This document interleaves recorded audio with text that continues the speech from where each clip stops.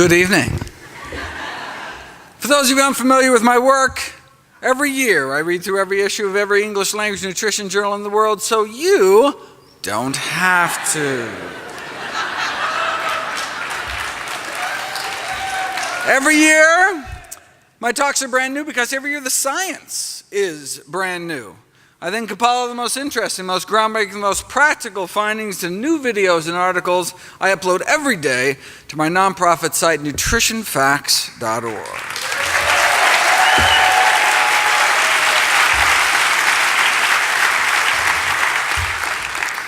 Everything on the website is free. There's no ads, no corporate sponsorship, strictly non-commercial, not selling anything. Just put it up as a public service, as a labor of love. New videos and articles every day on the latest in evidence-based nutrition. In my 2012 review, I explored the role diet may play in preventing, treating, and reversing our deadliest diseases. In 2013, I covered the most common conditions. In 2014, I went through our leading causes of disability. This year, I'd like to address some of our most dreaded diseases, and cancer tops the list in the latest Gallup poll. The number one cancer killer in the United States of both men and women is lung cancer. But if you look at the rates of lung cancer around the world, they vary by a factor of 10. If there's nothing we could do to prevent lung cancer, you'd assume the rates would be about the same everywhere. I mean, if it just happened kind of randomly. But since there's a huge variation in rates, you assume there's some contributing cause, and indeed we now know that smoking is responsible for 90% of lung cancer cases. So if you don't want to die of the number one cancer killer by just not smoking, you can take 90% of your risk and throw it out the window. Colorectal cancer is our second leading cause of cancer death, and for that there's even bigger spread around the world. So it appears colon cancer doesn't just happen, something makes it happen. Well, if our lungs can get filled with carcinogens from smoke, maybe our colons are getting filled with carcinogens from food. Why do African Americans get more colon cancer than Native Africans? Why that population? Because colon cancer is extremely rare in Native African populations, like more than 50 times lower rates than Americans, white or black. And we used to think it was all the fiber that they were eating. However, the modern African diet is highly processed, low in fiber, yet there's been no dramatic increase in colon cancer rates. And we're not just talking low fiber intake, we're talking United States of America low fiber intake, down to around half the recommended daily allowance. Yet colon disease remains rare in Africa, still 50 times less colon cancer. Maybe it's because they're thinner and exercise more. No, they're not, and no, they don't. If anything, their physical activity levels may actually be lower than ours. So if they're sedentary like us, eating mostly refined carbs, few plant foods, little fiber like us, why do they have 50 times less colon cancer? Well, there is one big difference. The diets of both African Americans and Caucasian Americans is rich in meat, whereas the native Africans' diet is so low in meat and saturated fat. They have cholesterol levels averaging 139 compared to over 200 in the US. So yeah, they don't eat a lot of fiber anymore, but they continue to minimize meat and animal fat intake, supporting evidence that perhaps the most powerful determinants of colon cancer risk are the levels of meat and animal fat intake. So why do Americans get more colon cancer than Africans? Maybe the rarity of colon cancer in Africans is associated with their low animal product consumption. But why? Did you ever see that takeoff of the industry slogan, beef, it's what's for dinner? Beef, it's what's rotting in your colon. Right? I remember seeing that on a shirt with some friends, and I was such the party pooper, no pun intended, explaining that no, meat is completely digested in the small intestine, never makes it down to the colon, no fun hanging out with biology geeks. But it turns out I was wrong. Turns out up to 12 grams a day of protein can escape digestion, and when it does, it reaches the colon, it can be turned into toxic substances like ammonia. This degradation of undigested protein in the colon is called putrefaction, right? So a little meat can actually end up putrefying in our colon. The problem is some of the byproducts of this putrefaction process can be toxic. The same thing happens with other animal proteins. If you eat egg whites, for example, some of that can putrefy too. You say, well, what are you saying? There's protein in plants too. The difference is that animal proteins tend to contain more sulfur-containing amino acids like methionine, which is found concentrated in fish and chicken, than eggs, less in dairy and beef, but much less in plant foods, which can be turned into hydrogen sulfide in the colon, the rotten egg gas that doesn't just smell bad, but can produce changes in the colon that increase cancer risk. Now, there's a divergence of opinion as to whether it's the animal fat, cholesterol, or animal protein that's most responsible for the increased cancer risk. But, as all three has been shown to have carcinogenic properties, but, does it really matter since the diet high in one is high in the others? But the protein does more than just putrefy, though. Animal protein consumption causes an increase in blood levels of cancer-promoting growth hormone called IGF-1. But remove meat, egg white, and dairy proteins from our diet, and our bloodstream can suppress cancer cell growth about 8 times better. An effect so powerful that Dr. Ornish and colleagues appeared able to reverse the progression of prostate cancer. Without chemo, without surgery, without radiation, just a plant-based diet and other healthy lifestyle changes. The link between animal protein and IGF-1 may help explain why those eating low-carb diets tend to die sooner. But not just any low-carb diet, specifically those based on animal sources, whereas actually vegetable-based low-carb diets were associated with a lower risk of death. Right? But meat-based low-carb diets are high in animal fat as well. So how do we know it wasn't the saturated fat and cholesterol that was killing people off? It had nothing to do with the animal protein. What we need is a study that, follows a few thousand people and their protein intakes out for 20 years or so, and just see what happens. Who gets cancer, who doesn't, who lives longer. But there'd never been a study like that until now. 6,000 men and women over age 50 across the U.S. followed for 18 years, and those under age 65 with high protein intakes had 75% increase overall mortality, 4-fold increase in dying from cancer. But not all protein, specifically animal protein, right? Which makes sense given the higher IGF-1 levels in those eating excess protein. Eating animal protein increases IGF-1 levels, which increases cancer risk. The sponsoring university sent out a press release with a memorable opening line. That chicken wing you're eating could be as deadly as a cigarette.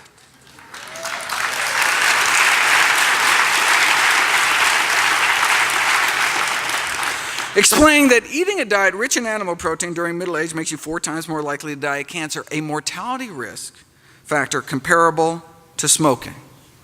Look, almost everyone's going to have a cancer cell or a precancerous cell in them at some point. The question is, does it progress? And that may depend on what we eat. See, most malignant tumors are covered in IGF-1 receptors, but if we have less IGF-1, the tumor may not progress. And it wasn't just more deaths from cancer. Middle-aged people who eat lots of proteins from animal sources were found to be more susceptible to early death in general. Crucially, the same did not apply to plant proteins like beans. And it wasn't the fat, it was the animal protein that appeared to be the culprit. So what was the response to this revelation that diets high in meat, eggs, and dairy could be as harmful to health as smoking? One nutrition scientist replied that it was wrong and potentially dangerous. Not the discovery that animal protein may be killing people, but the way they were telling people about it. It could damage the effectiveness of important public health messages. A smoker might think, why bother quitting if my cheese and ham sandwich is just as bad for me?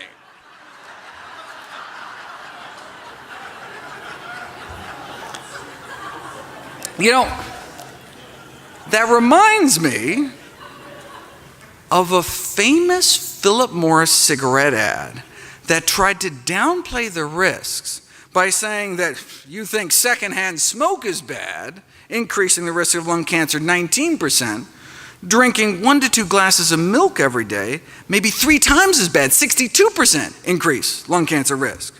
Or doubling the risk frequently cooking with oil. Or tripling your risk of heart disease eating non-vegetarian. Or multiplying your risk 6-fold eating lots of meat and dairy. So they conclude, let's keep some perspective.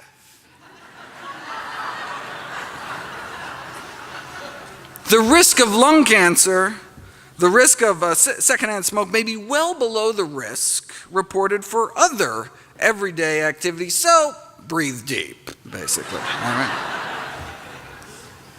And that's like saying, oh, don't worry about getting stabbed because getting shot is much worse. How about neither? 2 risks don't make a right.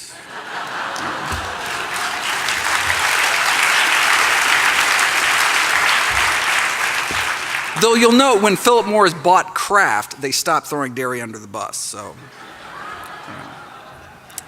the heme in the ham may also play a role. Heme iron is the form of iron found in blood and muscle and may promote cancer by catalyzing the formation of carcinogenic compounds. Cancer has been described as a ferrotoxic disease, a disease in part of iron toxicity.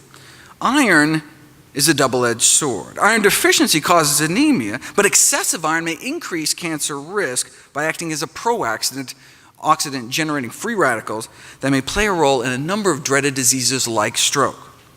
But look, only the heme iron, the blood and muscle iron, right? Not the non-heme iron that predominates in plants.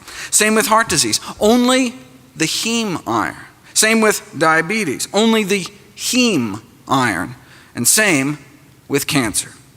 In fact, you can actually tell how much meat someone is eating by looking at their tumors. To characterize the mechanisms underlying meat-related lung cancer development, they asked lung cancer patients how much meat they were eating and examined the gene expression patterns in their tumors and identified a signature pattern of heme-related gene expression.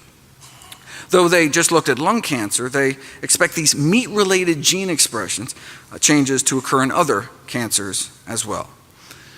The safest form of iron, then, is non-heme iron, found naturally in abundance in whole grains, beans, split peas, chickpeas, and lentils, dried fruit, nuts, and seeds. How much money can be made on beans, though? So the food industry came up with blood-based crisp bread made out of rye and cattle and pig blood. One of the most concentrated sources of heme iron, about 2/3 more than chicken blood, though. If blood-based crackers don't sound appetizing, they do have cow blood cookies or blood-filled biscuits. The filling does end up dark-colored, chocolate-flavored paste with a very pleasant taste. Dark color because spray-dried pig's blood can have a darkening effect on a food product's color, but the worry is not the color or the taste, it's the heme iron, which because of the potential cancer risk is not considered safe to add to foods for the general population. This reminds me of nitrosamines, a class of potent carcinogens found in cigarette smoke. They are considered so toxic that carcinogens of this strength in any other consumer product destined for human consumption would be banned immediately. And if that were the case, they would have to ban meat. One hot dog has many nitrosamines and nitrosamines as 5 cigarettes. And these carcinogens are also found in fresh, unprocessed meat as well, beef, chicken, pork. But practice meatless Mondays and you can wake up Tuesday morning with nearly all these carcinogens washed out of your system. So toxic, nitrosamines should be banned immediately, but are still allowed for sale in cigarettes and meat because the carcinogens are found there naturally, right? It'd be illegal to add them, but hey, if they're found there, right? Just like the heme iron, not safe enough to expose the general population to, but allowed for sale at the deli counter. The irony is that the iron and the protein are what the industry boasts about, right? Those are supposed to be the redeeming qualities of meat, right? Protein and iron. But sourced from animal foods may do more harm than good. And that's not to mention all the other stuff, like the saturated fat and industrial pollutants and hormones that may play a role in our third leading cancer killer, breast cancer. Steroid hormones are unavoidable in food of animal origin, but cow milk may be of particular concern. The hormones naturally found in even organic cow's milk may have played a role in the studies that found that a relationship between milk and dairy products with human illnesses, not just like teenagers' acne, but prostate, breast, ovarian, and uterine cancers, many chronic diseases plaguing the Western world, as well as male reproductive disorders, from an increased risk of early puberty all the way to endometrial cancer in older women. But hormonal levels in food could be particularly dangerous in the case of vulnerable populations such as young children and pregnant women, in which even a small hormonal intake could mean a large change in metabolism. Look, dairy milk evolved to put a few 100 pounds onto a calf, right? But the consequences of a lifetime of human exposure to growth hormones in milk has not been well studied. Look, we know milk consumption increases IGF-1, which is linked to cancer, and we're milking cows while they're pregnant, leading to particularly high levels of hormones. Although dairy products are an important source of hormones, other products of animal origin must be considered as well. This could explain why women can cut their breast cancer risk more than half by not just being normal weight and limiting alcohol, but also eating mostly foods of plant origin. Now, to help differentiate the effects of diet from other behaviors like smoking, drinking on overall cancer incidence, Adventists were compared to Baptists. Now, both discourage alcohol and tobacco, but Adventists go further, encouraging reduction of meat. In general, the Adventists had less cancer than the Baptists, and within Adventist populations, the vegetarians did even better, and those eating the most plant-based did the best. All edible tissues of animal origin contain estrogen. This may explain why women avoiding all animal products have a twinning rate, which is 1/5 that of vegetarians and omnivores. It appears vegan women have 5 times fewer twins, presumed to be because they're not exposed to all these hormones in the diet. Now, why is that a good thing? Because twin pregnancies can unfortunately be risky pregnancies for both mom and the babies, which may be 10 times more likely to die at birth. To avoid these complications, women attempting conception may want to consider avoiding milk and dairy products. And this isn't even talking about the synthetic hormones that are injected, implanted, and fed into farm animals. In 1979, an epidemic of breast enlargement was noted in Italian children. Poultry or veal was suspected because they were using estrogens to accelerate weight gain. So after this episode, Europe banned the use of anabolic growth promoters in agriculture and banned the importation of American meat ever since, because we continue to inject animals with drugs like Zeranol, sold as Ralgro Magnum. You drip Zeranol-containing blood from implanted cattle into normal breast cells, human breast cells in a petri dish, and you transform them into breast cancer cells within 21 days. Okay, but people aren't petri dishes, because these anabolic growth promoters in meat production are by far the most powerful, potent hormones found in human food. We really should be testing people, especially children, before and after eating meat. Until we do that, we really don't know what kind of threat they pose. Though the fact that Zeranol is as potent as DES should concern us. DES is another synthetic estrogen marketed to pregnant women, all pregnant women, until 1971, when it was shown to cause cancer of the vagina in their daughters. But it was also used in meat. In the absence of effective federal regulation, the meat industry uses hundreds of animal feed additives with little or no concern about the cancer-causing and other toxic effects. Illustratively, after decades of misleading assurances about the safety of DES in the meat supply, we finally banned it some 40 years after it was already shown to cause cancer.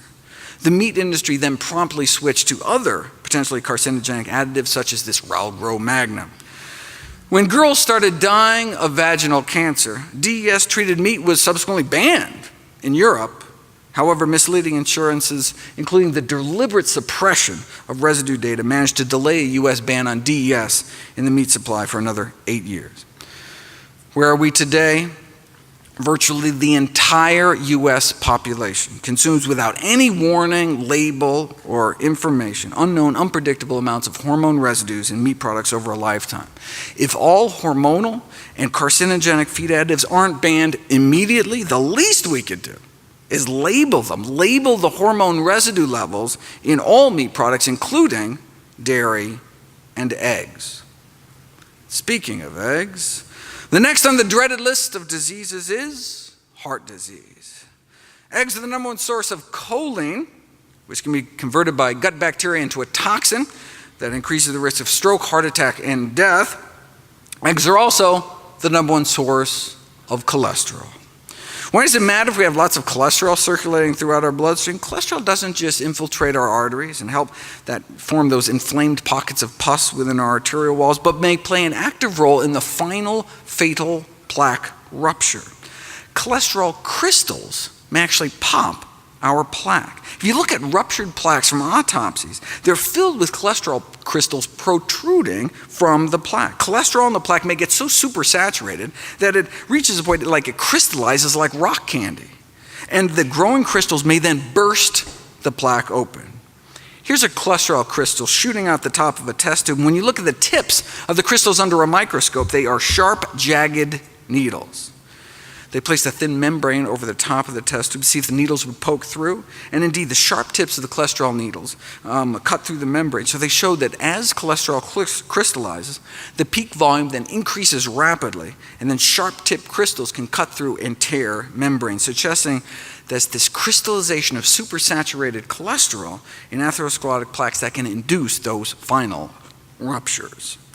And indeed, that's what you see on autopsy. All patients who died of acute heart attacks had these perforating cholesterol crystals like this, sticking out of their plaques, but no crystals were found perforating the arteries of people with severe atherosclerosis that first died of other kind of non-cardiac causes.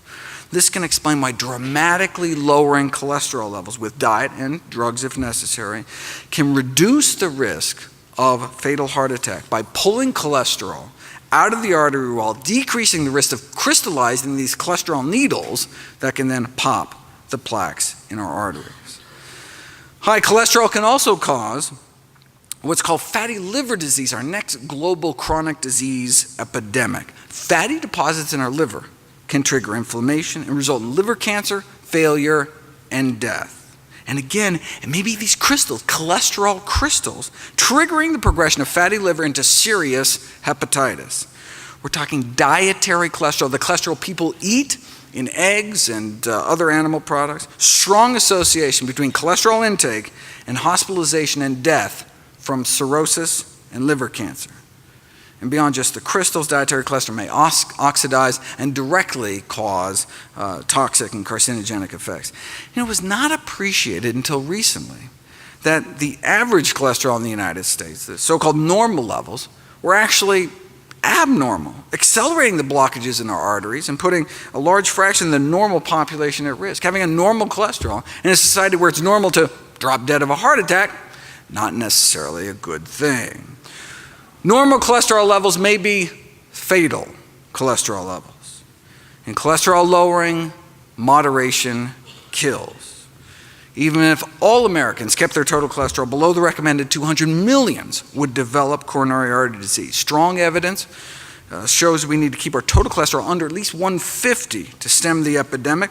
What kind of evidence? Well, in many cultures, coronary disease is practically unheard of when total serum cholesterol under 150. Here in the US, famous Framingham Heart Study, few under 150 develop heart disease and none died from it.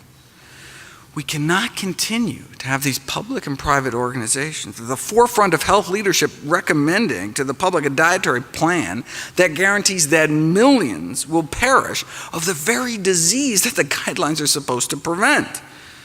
The reason given by health authorities to not tell people the truth, for not advocating what the science shows is best, was that it might frustrate the public. who may have difficulty getting their cholesterol levels that low. Right? But the public's greatest frustration might come from not being informed of the optimal diet for health.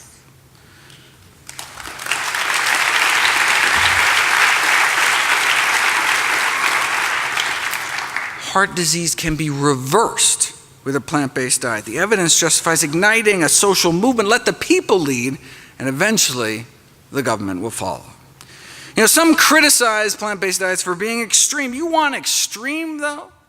Check out the consequences of our present diet. Having a breastbone sawed in half for bypass surgery, or having a stroke that renders one mute, or having a breast, colon, prostate, or rectum removed for cancer. Now that's extreme. Bean burrito, easy, right?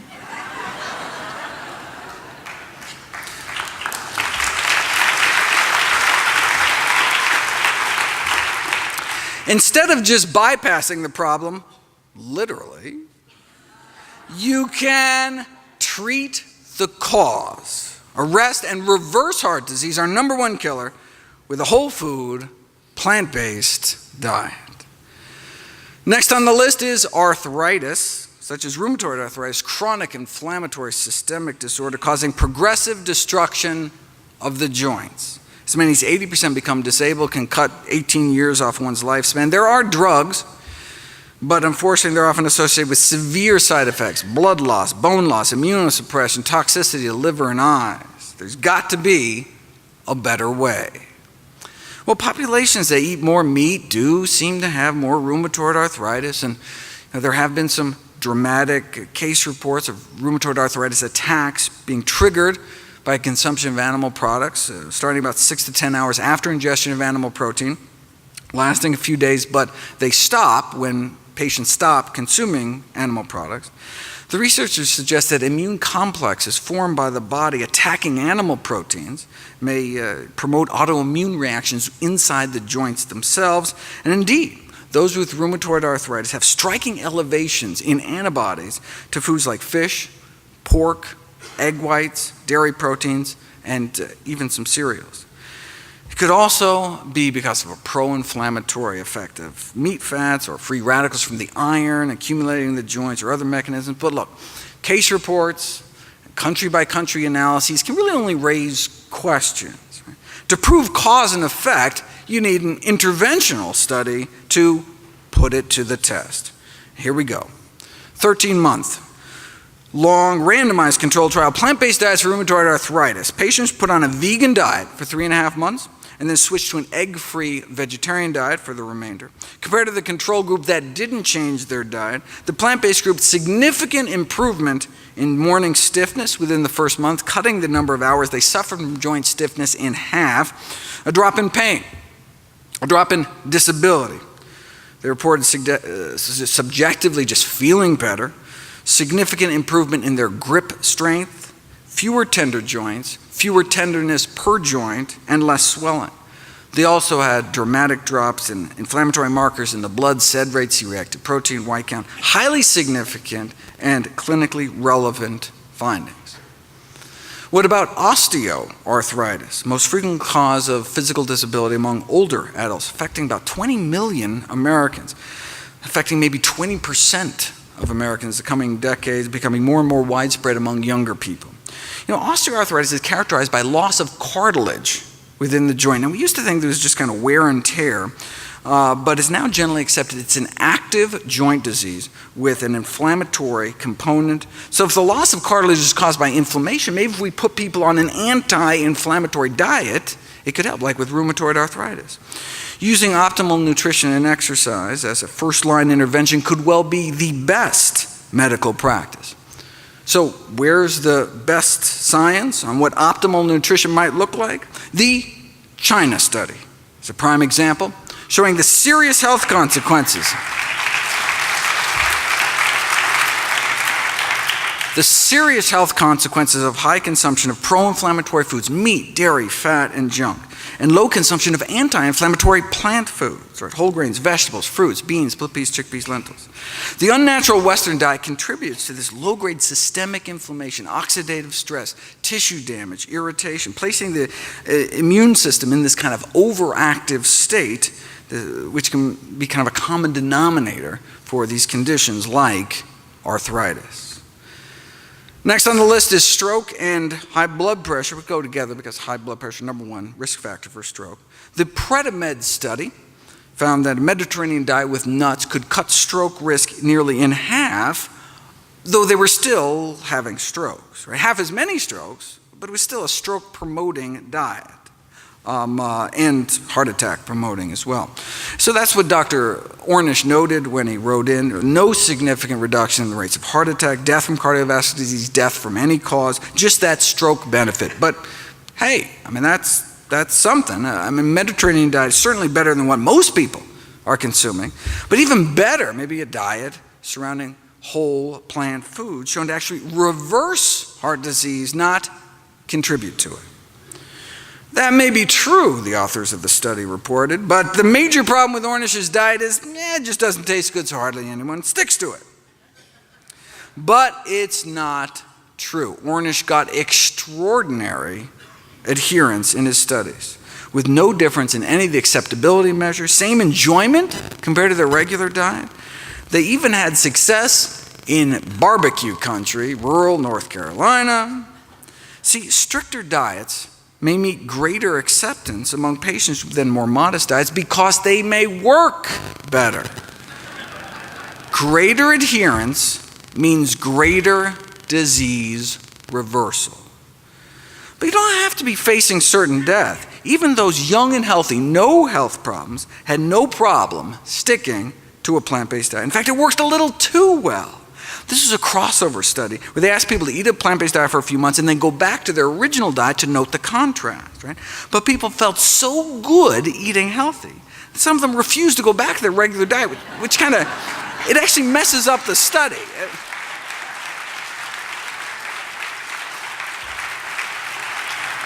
So they were, losing weight with no calorie counting or portion control. They had more energy. Their periods got better digestion, better sleep. And many were like, no way, we're not going back, right? But if doctors just presume people aren't going to eat this way, self-fulfilling prophecy, right? Just like smoking doctors are less likely to tell their patients to stop smoking, and couch potato docs are less likely to counsel exercise or things like fruits and vegetables, we need to role model healthy behavior. This greatly enhances our credibility and effectiveness.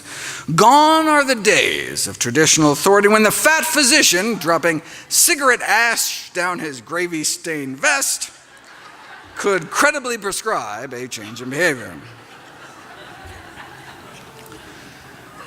One reason why plant-based diets can save so many millions is because the number one risk factor for death in the world is high blood pressure, laying to waste 9 million people every year. In the United States, killing off more than 1,000 a day, 400,000 Americans dead every year.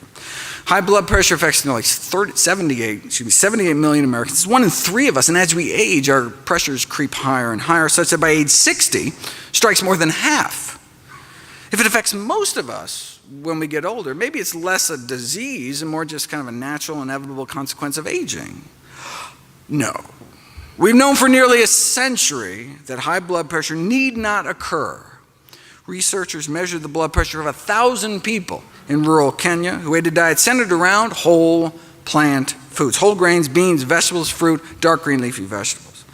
Now, up until age 40, the blood pressures of the rural Africans about the same as Europeans and Americans, 120s over 80s. But as Westerners age, their pressures creep up, such that by the age 60, the average person is hypertensive, exceeding 140 over 90. What about those eating plant-based? Their pressures improved with age. Not only did they not develop hypertension, their blood pressures actually got better. Now, this whole 140 over 90 thing is arbitrary. Just like studies show that lower the cholesterol, the better. Really no safe level above 150. Blood pressure studies also support this kind of lower the better approach to blood pressure reduction. Even people starting out with blood pressures under 120 over 80 appear to benefit from blood pressure reduction. So the ideal blood pressure, the no benefit from reducing it further blood pressure, is actually 110/70. Is it even possible to get blood pressures down to 110/70? It's not just possible, it's normal for those eating healthy enough diets. Over 2 years at a rural Kenyan hospital, 1,800 patients are admitted. How many cases of high blood pressure did they find? 0. Wow, so they must have had low rates of heart disease. No, they had no rates of heart disease. Not low risk, no risk. Not a single case of arteriosclerosis, our number one killer, was found. Rural China, too. About 110/70 their entire lives. Now, look, Africa, China, vastly different diets, but what they share is the common theme that they're plant-based day to day, with meat only eaten kind of on special occasions. Now, why do we think it's the plant-based nature of their diet that was so protective? Because in the Western world, as the American Heart Association has pointed out, the only folks really getting down that low are the strict vegetarians, coming in at about 110/65. So, does the American Heart Association recommend a strict vegetarian diet? No, they recommend the DASH diet. The DASH diet has been described as a lacto-vegetarian diet, but it's not. It emphasizes fruits and vegetables and low-fat dairy, but just a reduction in meat. Why not vegetarian? I mean, we've known that for decades, food of animal origin highly significantly associated with blood pressure. In fact, you can take vegetarians, pay them enough to eat meat, and you can see their blood pressures go right up. So when the DASH diet was created, were they just not aware of this landmark research done by Harvard's Frank Sachs? No, they were aware. The chair of the design committee that came up with the DASH diet was Frank Sachs. See, the DASH diet was explicitly designed with the number one goal of capturing the blood pressure lowering benefits of the vegetarian diet, yet contain enough animal products to make it palatable to the general public. In fact, Sachs found that the more dairy vegetarians ate, the higher their blood pressures went, but you have to make the diet acceptable. Recent meta-analysis found that vegetarian diets were good, but strictly plant-based diets may be better. Vegetarian diets in general confer protection against cardiovascular disease, some cancers, and death, but completely plant-based diets seem to offer additional protection for obesity, hypertension, type 2 diabetes, and heart disease mortality. Based on a study of 89,000 Californians, those eating meat-free diets appeared to cut the risk of high blood pressure in half, but those eating meat-free, egg-free, and dairy-free diets cut their risk 75%.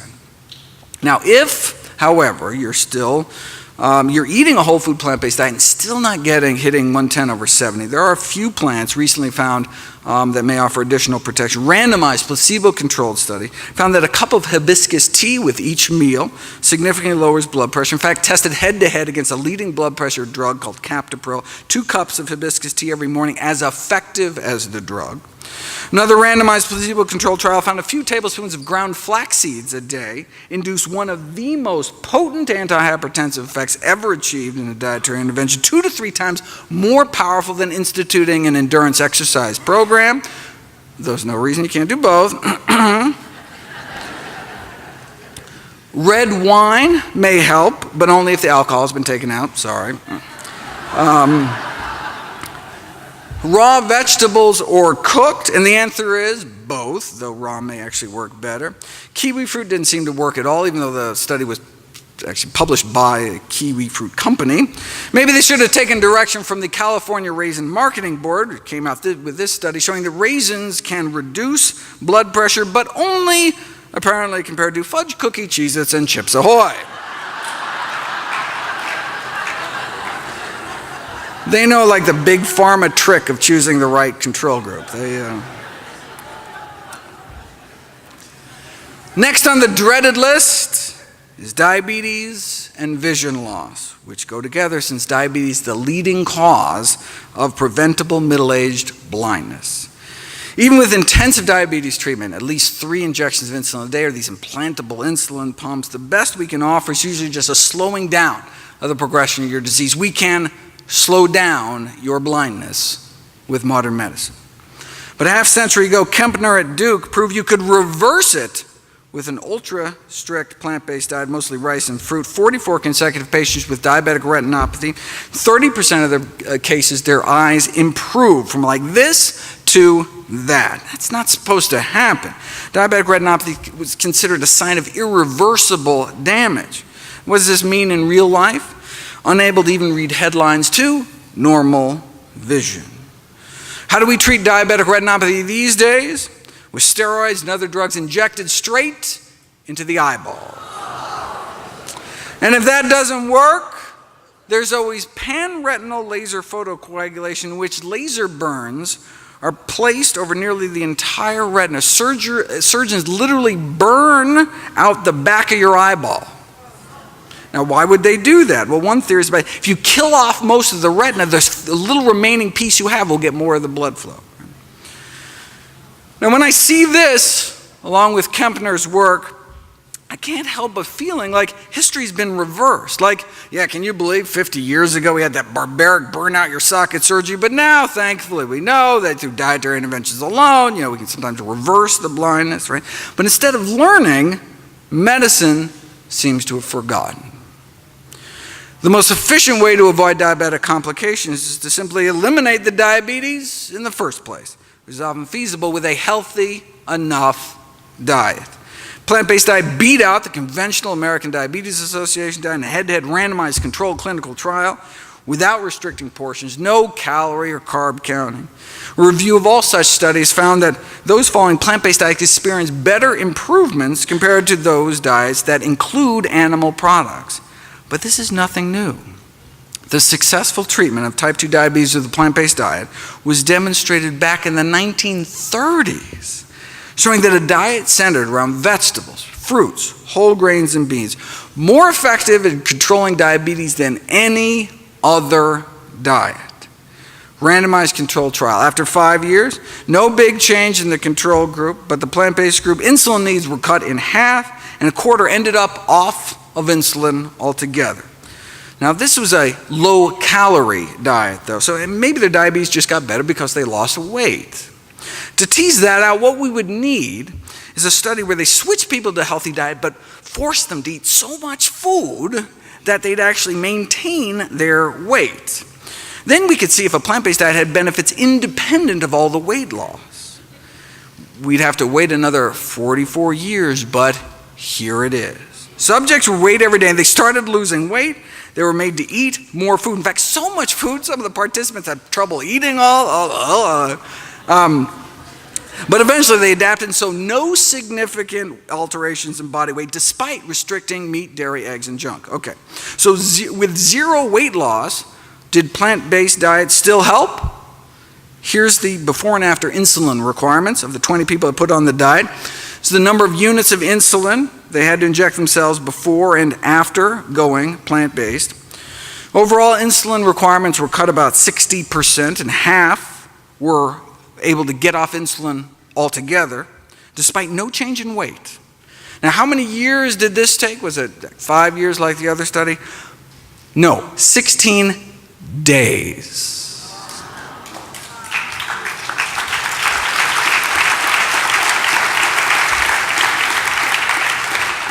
So we're talking diabetics who have had diabetes for as long as 20 years, injecting as much as 20 units of insulin a day, and then as few as 13 days later, they're off insulin altogether, thanks to less than 2 weeks of a plant-based diet. Diabetes for 20 years, then off all insulin in less than 2 weeks. Here's patient 15, 32 units of insulin on the control diet, and then 18 days later on none. Lower blood sugars on 32 units less insulin. That's the power of plants. And as a bonus, their cholesterol dropped like a rock too in 16 days to under 150. Just like moderate changes in diet usually result only in modest reductions in cholesterol, asking patients with diabetes to make moderate changes achieves equally moderate results, which is one possible reason they end up on drugs, injections, or both. Right? Everything in moderation is a truer statement than people realize. Moderate changes in diet can leave one with moderate blindness, moderate kidney failure, moderate amputations, maybe just a few toes. Right? Moderation in all things is not necessarily a good thing. The more we as physicians ask from our patients, the more we are likely to get. The old adage, shoot for the moon, seems to apply, may be more effective than limiting patients to small steps that may sound more manageable but not sufficient to actually stop the disease. The only thing better than reversing diabetes is not get it in the first place. You know, that study that purported to show that diets high in meat, eggs, and dairy could be as harmful to health as smoking supposedly suggested that people under 65 who eat lots of animal protein 4 times as likely to die from cancer or diabetes. But if you look at the actual study, you'll see that's not true. Those eating a lot of animal protein didn't have just 4 times more risk of dying from diabetes. They had 73 times higher risk of dying from diabetes. As one eats more and more plant-based, there appears to be a stepwise drop in the rates of diabetes, down to 78% lower prevalence among those eating strictly plant-based, with protection building incrementally as one moved from eating meat daily to less than daily, right? To just fish, to no meat, to no eggs and dairy either. Similar pattern was found for the leading cause of vision loss among elderly, cataracts, right? This suggests it's not all or nothing. Any steps we can make towards eating healthier may accrue benefits. But why? Why is total meat consumption associated with higher risk of diabetes, especially processed meat, particularly poultry? Well, there's a whole list of potential suspects, culprits in meat. Yes, it may be the animal protein. Maybe it's the animal fat. Maybe it's the cholesterol. Maybe it's the iron leading to free radical formation, which can cause inflammation. Advanced glycation end products are another problem. They promote oxidative stress and inflammation, and food analyses show the highest levels of these so-called glycotoxins are found in meat. Here are the 15 most contaminated foods found with glycotoxin contamination. Chicken, pork, chicken, beef, chicken, beef, chicken, turkey, chicken, fish, beef, and McNuggets. I don't know if you can actually call that chicken, but all right. Though other foods from animal sources can also harbor these pro-oxidant chemicals. Now in this study, they fed diabetics foods packed with glycotoxins, chicken, fish, eggs, and their inflammatory markers shot up, like tumor necrosis factor, C-reactive protein. Thus in diabetics, these dietary AGEs can promote inflammatory mediators leading to tissue injury. The good news is that restricting these kinds of foods may suppress the inflammatory effects of these glycotoxins, may be kind of the missing link between increased consumption of animal fat and meat and the subsequent development of type 2 diabetes in the first place, as well as Alzheimer's disease, the final disease on our dreaded list. Dietary AGEs appear to be important risk factors for Alzheimer's disease as well. If you measure the urine levels of glycotoxins flowing through the bodies of older adults, those with the highest levels went on to suffer the greatest cognitive decline over the subsequent 9 years, as well as the greatest brain shrinkage, it's called cerebral atrophy, all helping to explain why those who eat the most meat may have triple the risk of getting dementia compared to longtime vegetarians. The bottom line is that the same diet that may help prevent the other dreaded diseases, cancer, heart attacks, arthritis, stroke, high blood pressure, diabetes, vision loss, may also help prevent brain loss and Alzheimer's as well. You know, one disease is not on the list is ALS, or Lou Gehrig's disease, which strikes healthy middle-aged people seemingly at random, holds little hope for treatment and survival. Although mental capacities stay intact, ALS paralyzes people, and most patients die within 3 years when they can no longer breathe or swallow. At any given time, 30,000 Americans are fighting for their lives. We each have about 1 in 400 chance of getting this disease in our lifetime. And it appears to be on the rise around the world. What causes it? Well, there's a neurotoxin produced by blue-green algae in our rivers, lakes, and oceans that ends up in seafood, which is currently a strong contender as the cause of, or at least a major contributor to ALS and maybe Alzheimer's and Parkinson's as well. Researchers in Miami found this BMAA neurotoxin in the brains of Floridians that died of sporadic Alzheimer's and ALS. Significant levels in 49 out of the 50 samples from Alzheimer's and ALS patients. Same thing was found up in the Pacific Northwest and in the brains of those dying from Parkinson's disease. You can also apparently pick up more of this neurotoxin in the hair of live ALS patients compared to controls. So is this neurotoxin present in Florida seafood? Yes, in both freshwater fish, shellfish, oysters, bass, etc., and out into the bay. And not just in Florida. On up the eastern the seaboard, out in the Midwest. So this could explain ALS clusters around lakes in New Hampshire, or fish in Wisconsin, or blue crabs from the Chesapeake around where I live, or seafood eaters in France, or in the Finland's Lakeland district, or around the Baltic Sea, building up particularly in fish, mussels, and oysters. There is a general consensus that these harmful algal blooms are increasing worldwide, thanks in part to industrialized agriculture, which may increase the exposure to this neurotoxin, leading to possible increased risk of these horrible neurodegenerative diseases. With substantial and ever-growing evidence that this neurotoxin does play a role in the onset and progression of neurodegenerative diseases, the most important question is, what activity does BMAA exert? No, it's not. The most important question is, how do we reduce our exposure? We know the presence of this neurotoxin in aquatic food chains could be a significant human health hazard, so until more is known, it may be prudent to reduce our risk by limiting exposure to BMAA in the human diet.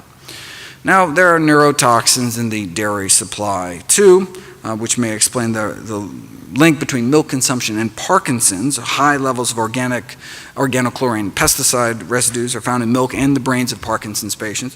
And other pollutants like tetrahydride, so quinoline, which is actually what scientists use to try to induce the disease in primates found in the milk supply, particularly cheese. So maybe the dairy industry should do these toxin screenings of milk. Good luck with that. You could always just not drink the stuff, but then what about your bones? That's a marketing ploy. If you look at the science, milk does not appear to protect against hip fracture risk, whether drinking during the adult years or drinking during one's teen years. If anything, milk consumption was associated with a borderline increase in fracture risk in men. This suggests a partial explanation for the long-standing enigma that hip fracture rates are highest in populations with the greatest milk consumption. This enigma irked a Swedish research team puzzled by studies again and again had shown a tendency for higher risk of fracture with higher milk consumption. Well, there is a rare birth defect called galactosemia, where babies are born without the enzyme needed to detoxify the galactose in milk. So they end up with high levels of galactose in their bloodstream, which causes bone loss. So maybe the researchers figured, even in normal people that can detoxify the stuff, maybe it's not so good for the bones to be consuming all that galactose all day. And galactose doesn't just hurt the bones. That's what scientists use to cause premature aging in lab animals. They slip them a little galactose, shorten their lifespan, oxidative stress, inflammation, brain degeneration, just like 1 to 2 glasses of milk's worth of galactose a day. Well, we're not rats though, but given the high amount of galactose in milk, recommendations to increase milk intake for the prevention of fracture could be a conceivable contradiction. So they decided to put it to the test, looking at milk intake and mortality as well as fracture risk to test the theory. 100,000 men and women followed for up to 20 years, and milk drinking women had higher rates of death, more heart disease, significantly more cancer for each daily glass of milk. 3 glasses a day was associated with nearly twice the risk of death. They also had significantly more bone and hip fractures too. More milk, more fractures. Milk drinking men also had higher rates of death For some reason, you never see any of this in any of the milk ads. I don't know. Okay, so where does this leave us? What are the common threads? If you look at 4 of the major dietary quality scoring systems, which have all been associated with extending lifespan, less heart disease, less cancer, they all share only 4 things in common. What are those 4 things? More fruit, more vegetables, more whole grains, more nuts and beans. They're all built around a common core of diets rich in plant foods. We're of the opposite food patterns, Western diet, higher risk. So we need to optimize the food environment to support whole grains, vegetables, fruit, and plant-based sources of protein. Taking the diet quality indexes to the logical conclusion, the most plant-based diet comes out the most healthy diet. But again, it doesn't have to be all or nothing. I mean, we now have evidence that simple advice to increase the consumption of plant foods and decrease the consumption of animal foods actually has a survival advantage. And boy, do we need it. In terms of life expectancy, the U.S. is down around 27th of the 34 leading free market democracies. People in Slovenia live a year longer than citizens of the United States. Why? Most deaths in the United States are preventable and related to nutrition. According to the most rigorous analysis of risk factors to date ever published, the #1 cause of death in the United States and the #1 cause of disability is our diet, bumping tobacco smoking to #2. Smoking now only kills about 500,000 Americans a year, whereas diet now kills hundreds of thousands more. Let me end with a thought experiment. Imagine yourself a smoker in the 1950s. The average per capita cigarette consumption was about 4,000 cigarettes a year. Think about that. The average American smoked half a pack a day. The media was telling you to smoke, and famous athletes agreed. Even Santa Claus cared enough about your health to want you to smoke. I mean, you want to keep fit and stay slender, so you make sure to smoke. And eat hot dogs to stay trim, and eat lots of sugar to stay slim and trim, right? Less fattening than that apple. I mean, sheesh. I mean, come on. Though apples do connote goodness and freshness, reads one internal tobacco industry memo, which brings up many possibilities for a youth-oriented cigarette. Shameless. All right. In addition to staying fit and slender and soothing your throat, for digestion's sake, you smoke. I mean, no curative power is claimed for Philip Morris, but an ounce of prevention is worth a pound of cure, so safe than sorry, better smoke. Like eating, smoking was a family affair. Gee, Mommy, you sure enjoy your Marlboro. You're darn tootin'. Just one question, Mom. Can you afford not to smoke Marlboros? Your kids were giving you cigarettes in the 50s. Even your dog was giving you cigarettes. Blow in her face and she'll follow you anywhere.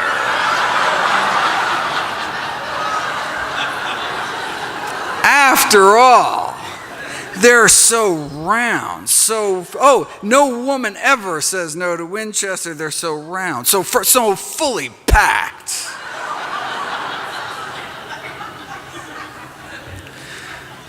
After all, John Wayne smoked them until he got lung cancer and died. Even the paleo folks were smoking.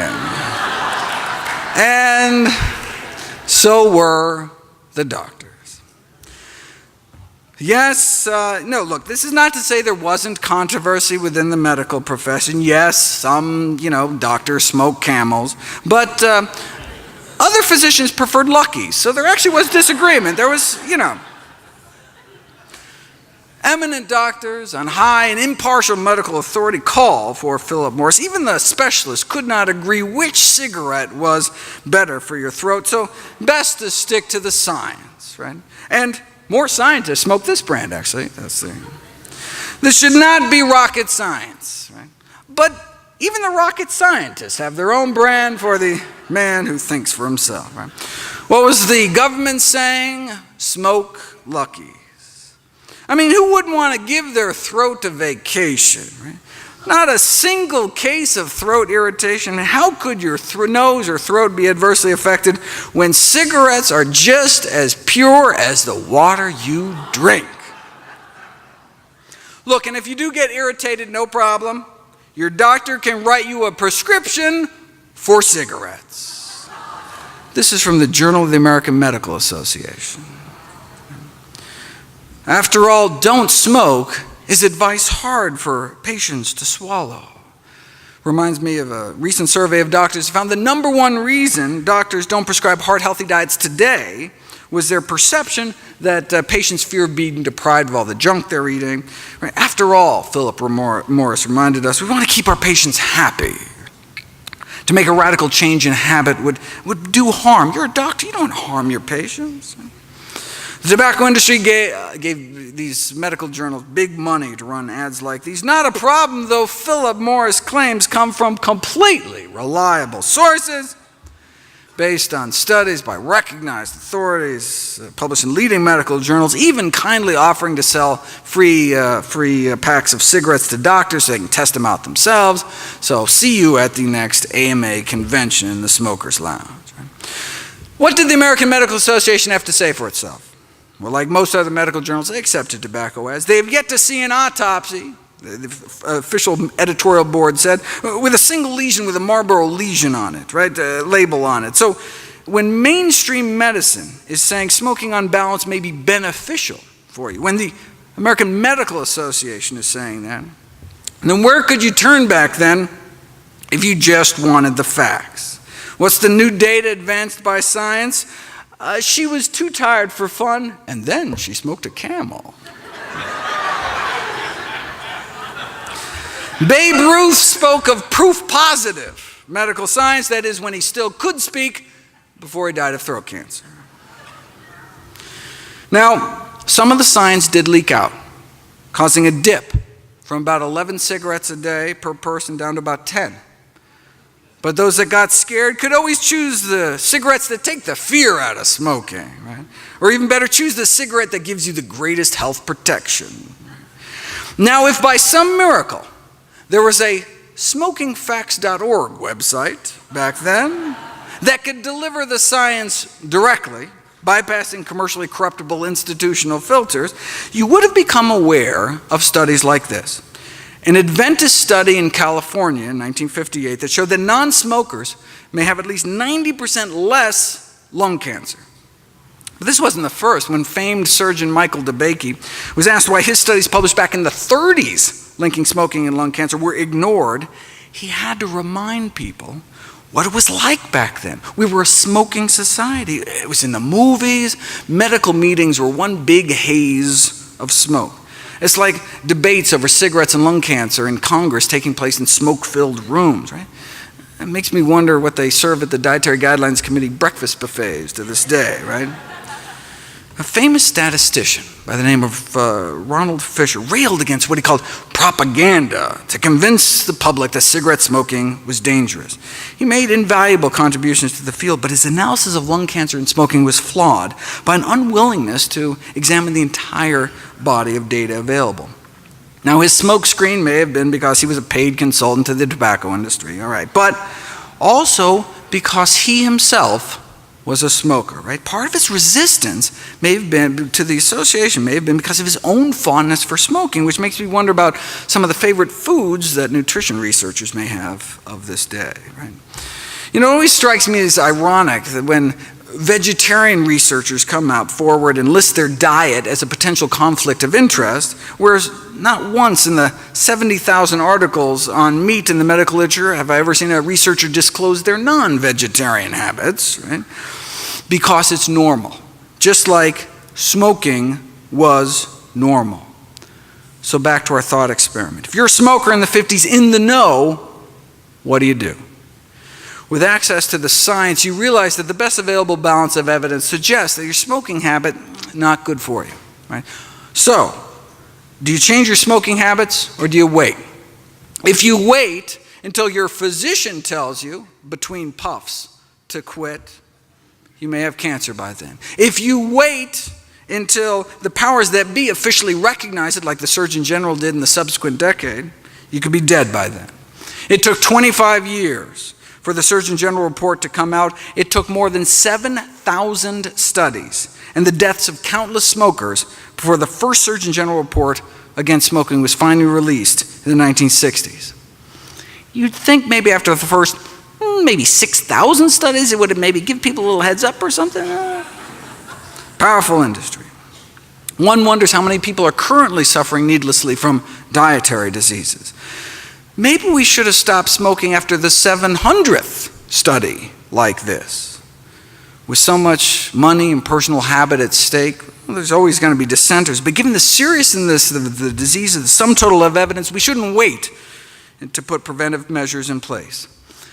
As a smoker in the 50s, on one hand, you had all of society, the government, the medical profession itself telling you to smoke. And on the other hand, the science, if you were lucky to know about studies like this. Right?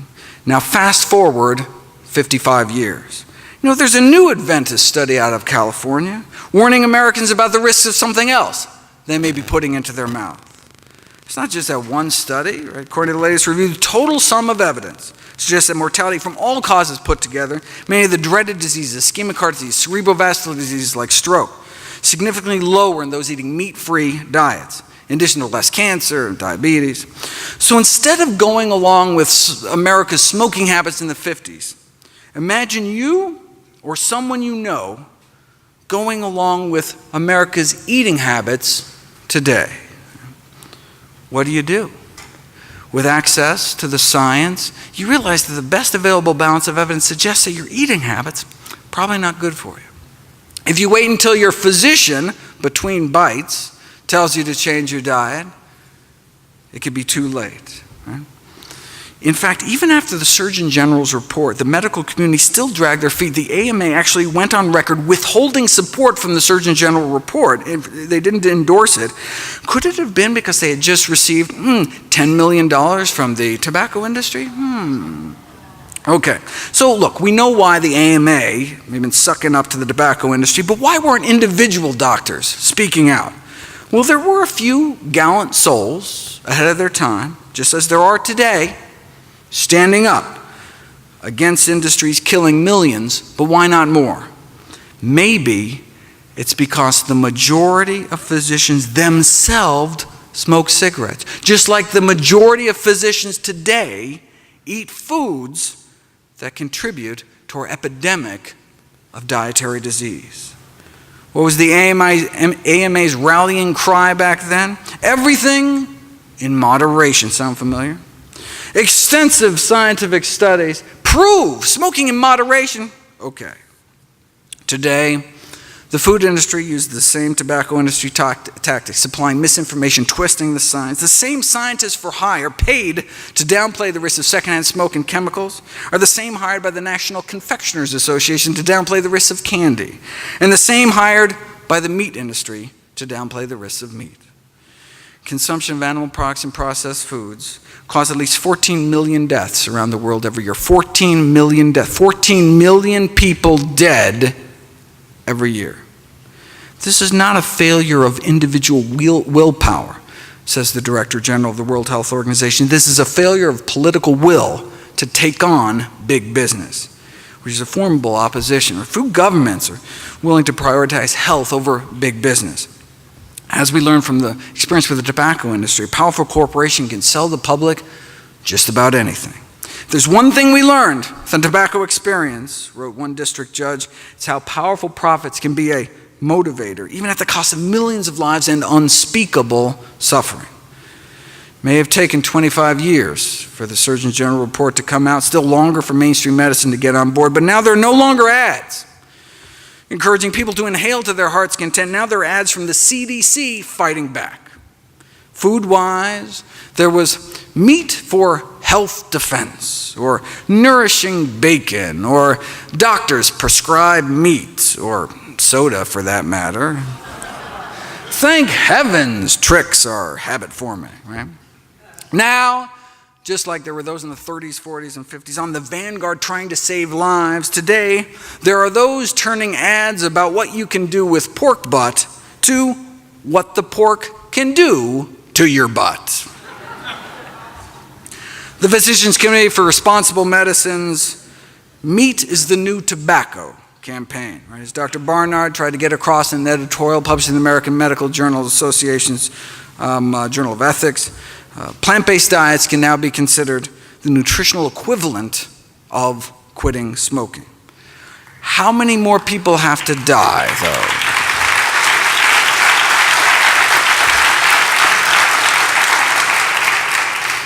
How many more people have to die before the CDC encourages people not to wait until open heart surgery to start eating healthy as well? How long is that going to take, though? Just like we don't have to wait until our doctors quit smoking to quit ourselves, we don't have to wait until our doctor takes a nutrition class or cleans up their own diet before changing our own eating habits.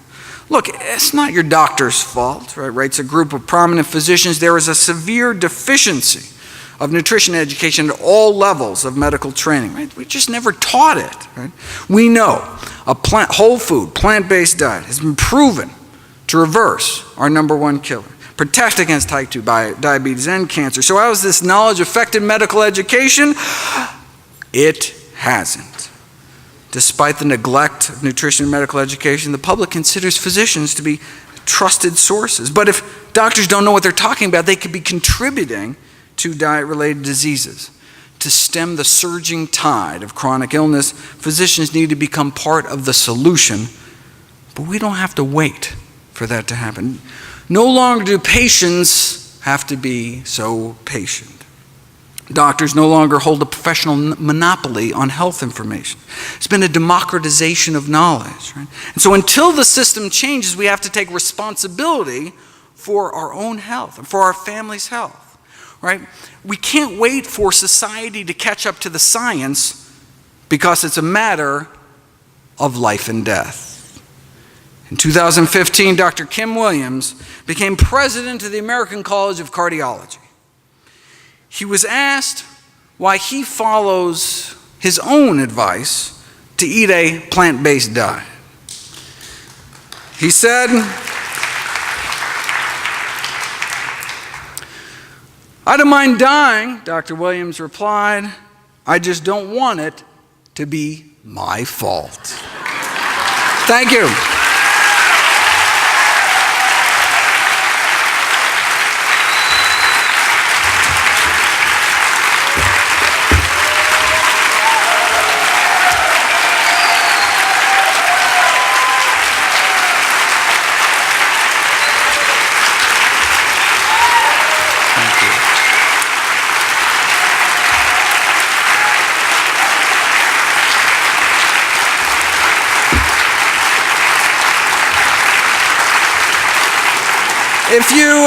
If you missed last year's talk, I have it on DVD, and the year before that, and the year before that. You should have come to Summerfest. That's it. But as well as 25 other DVDs, all proceeds from the sale of my books, DVDs, speaking engagements, all goes to charity. Speaking of which, mark your calendars. December 8th of this year, new book coming out, How Not to Die.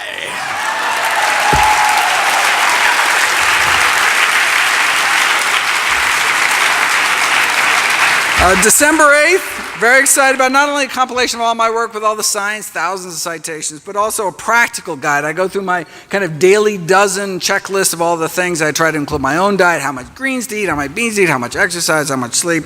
I'm working on it for over a year. Can't wait for everyone to read it. And in the meantime, all my work is available free at nutritionfacts.org. Thanks again. I want to say something. We are so fortunate to have Dr. Greger with us. I don't think there's anyone else on the planet that could do what you do. Thank you so much. And we are honored for you to debut this with us every year. Thank you so much.